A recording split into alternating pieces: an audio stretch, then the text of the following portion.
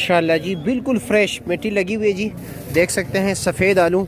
और इस वक्त इसके इस्लामाबाद सब्ज़ी मंडी में जो रेट चल रहा है जी 300 रुपये दड़ी ना। मोटा आलू जो है ना 300 रुपये आपको दड़ी मिलेगी, यानी 60 रुपये किलो। और अगर आप मिक्स डालोगे तो फिर 250 रुपये की आपको मिलेगी, यानी 50 रुपये किलो। ये प्याज देख रहे हैं जी माशाल्लाह। प्याज अगर आप लोग मिक्स डालोगे जी तो मुख्तलिफ रेट चल रहा है जी। आपको मैं रेंज बता देता हूँ, यानी 80 रुपये किलो से लेकर 80 भी मिल रहा है जी, 90 भी मिल रहा है जी, 100 रुपये किलो भी मिल रहा है। और ये है जी लाल आलू, आप देख सकते हो जी। मैं आपको दिखा देता हूँ बिल्कुल फ्रेश। ये बड़े साइज़ का, वो छोटे साइज़ की बात नहीं हो रही है, ठीक है। मार्केट में हमेशा मैं जब बात करता हूँ बिल्कुल सुपर क्वालिटी की बात कर रहा हूँ। ये आलू आप देख रहे हैं जी, इसमें जो ये दाने हैं ना, ये आपको 350 रुपये के मिलेंगे, ठीक है। ये वाले ये दाने जो है ये 350 के मिलेंगे।